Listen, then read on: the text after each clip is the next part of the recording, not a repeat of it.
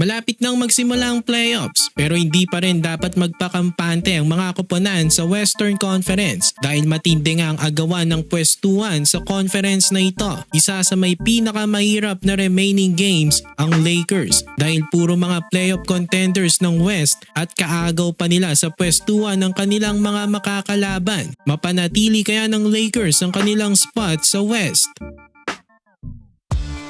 May 8 games na lang na natitira ang Lakers pero karamihan nga sa mga makakalaban nila ay mga playoff contenders ng Western Conference na hindi pa nakaka-secured ng playoff spot at kaagaw pa nila sa pwestuhan.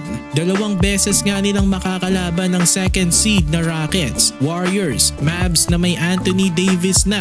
Desperadong koponan nga itong Mavs dahil pwede pa silang malaglag sa play-in. 2 beses ring makakalaban ng Lakers ang OKC, ang best team ng West. Ito pa lang ang sigurado na sa playoffs, kandado na sa kanilang top seed. So posibleng pagpahingay na nila ang kanilang mga star players sa last week ng regular season. Pero yung mga games ng Lakers kontra sa Warriors, Mavs at Rockets ay sobrang crucial.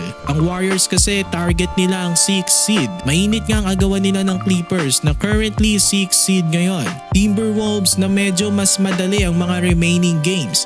May 4 na non-playoff teams na makakalaban nitong Wolves sa kanilang schedule. 2 beses nilang makakalaban ng Nets, tapos Sixers at Jazz na puro mga laglag na. Sa Warriors naman medyo mahirap pa ang kanilang schedule. As makikita nyo naman makakalaban pa nila ang Grizzlies na nakikipag-agawan pa sa Lakers para sa 4th spot. Tapos makakalaban rin nila ang Lakers, Nuggets, Rockets, Desperadong Suns at Clippers. Yung sa Clippers ang posibleng pinaka-crucial game ng Warriors kasi baka labanan yon sa 6th spot. Tabla nga sa standings ngayon ng Golden State at Clippers.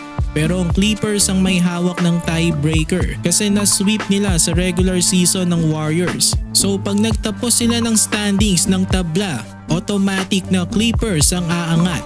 Ito naman ang remaining games ng Clippers. Mahirap-hirap din.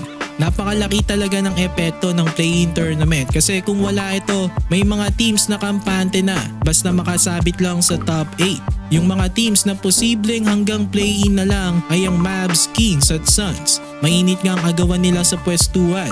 May isang malalaglag sa kanilang tatlo. Parehas inconsistent ang Suns at Kings habang ang Mavs nagkakaroon na ng pag-asa dahil nagbalik na si Anthony Davis. Sa Lakers naman, pwede pa silang umangat sa standings at pwede ring bumaba. Ang worst case scenario sa kanila ay malaglag sila sa top 6. Ayun kung puro talo sila sa kanilang last 8 games. Ang best case scenario naman sa Lakers ay mapanatili ang 4th seed. May home court advantage sila sa first round ng playoffs. May chance pa nga silang umangat hanggang 2nd seed.